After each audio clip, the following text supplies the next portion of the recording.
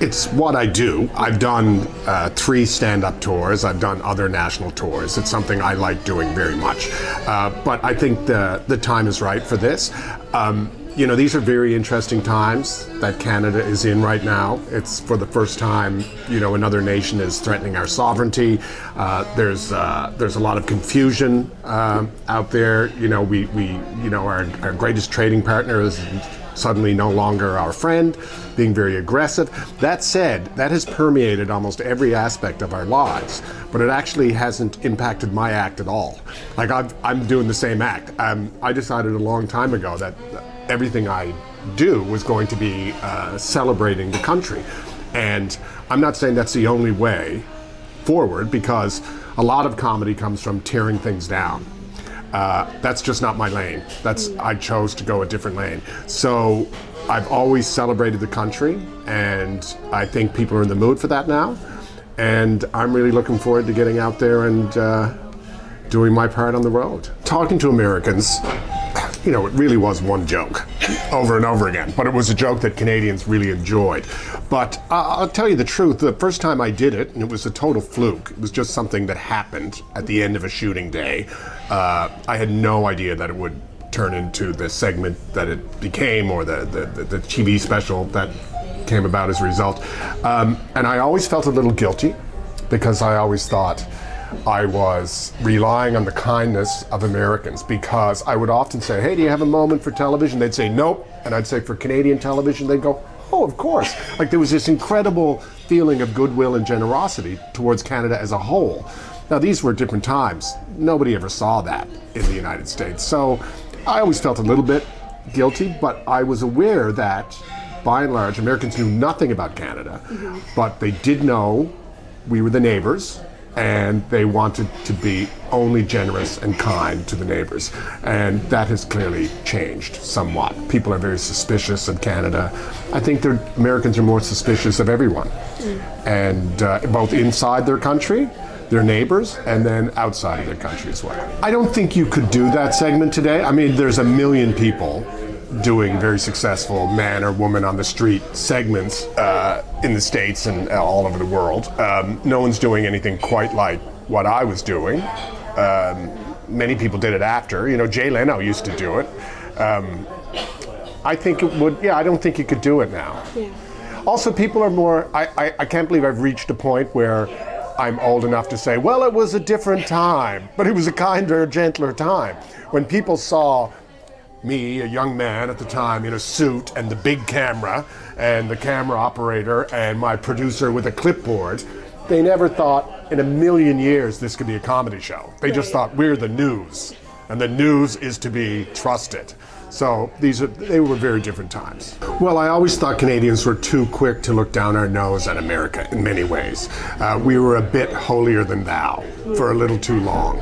And I don't think Americans were aware of that, because they're just not that in tune to our thinking. But there was a bit of that in Canada, and when you do talk about the Canadian identity, if you want to have that conversation about what it means to someone to be Canadian, you really got to dig, because the first thing the first thing that 9 out of 10 Canadians will do is they'll start talking about how we're different than Americans, which is no way to define yourself. But that's our default. Well, we're not them. And that's been my life's work in many ways. This whole, what does it mean to be a Canadian thing? And what are the similarities when you go from region to region? What's happening in the country now?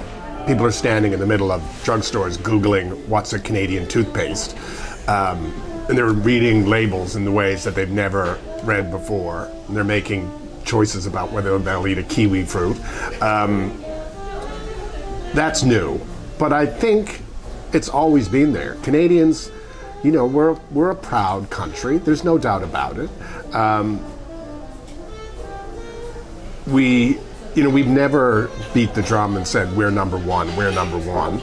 And I don't think that that's because we're self-deprecating, although I believe self-deprecating, it's a wonderful trait in an individual, and it's a great trait in a country. But I think we've never had to, in order for Canada to be good, Denmark doesn't have to be bad, and that is kind of unique to Canadians. You know, if you ask Canadians who has the best trains in the world, they'll probably say, oh, Europe. But if you ask Americans who has the best trains in the world, most of them will say America, even though they've seen a Tom Cruise movie with the bullet trains in there. They still don't, well, no, we have the best ones. If you're in my business, if you're creating TV shows, if you're doing one-man shows, which I used to do in my early 20s, if you're writing books, if you're writing scripts, it really helps if you love your subject matter. And my subject matter has always been my country. And I'm not saying it's perfect, not by a long shot. It's just, that's someone else's lane. I'm just, right now, it's all about celebrating. Well, I've always had a plan. And the plan was always get my own TV show. And anyone who goes into comedy or television, that's the dream. And then I was very fortunate to achieve that dream. And it wasn't my first TV show. I did a bunch of TV shows before I got that. And then when I stopped that, because it was the perfect TV show for me, I had no interest in any TV after that. And so it just made sense to write books. It just, what else was I gonna do? I was sitting in my cabin in Newfoundland. There's only so much you can do in a shed. You know, you grow a few potatoes, you write some books. The tours, I've always enjoyed doing the tours, and it's just a matter of timing. I haven't done one in a while, a stand-up tour, so it's just worked out. It has always made sense if you are a English language performer in any genre to go to the United States. That's just the reality. It is the biggest entertainment industry in the world, second now, but the biggest English language industry in the world, and it's right there. And so it only makes sense. And this is why so many great Canadian comedians and actors and musicians and producers and filmmakers and everything else have done well in the United States. I would never, ever in a million years criticize anyone for doing that. That's, you know, that just makes perfect sense. Also, that's where the opportunity is. There's not a lot of real estate in this country in terms of, you know, if you're that kid who wants his own TV show and it's 2010, if you look at the networks in Canada, you could easily go, well, I can have my own TV show because that Mercer guy got it. Like, there's only so much real estate. And I was fortunate enough to have a piece of that real estate for a while. I mean, the industry is always changing. Everything is changing. Do you know what's never going to go away? Live theater. It's never going away because there's nothing like it. And I don't care what you watch on your phone or what you do, you know, on all your devices. Live theater will never go away. Live comedy will never go away.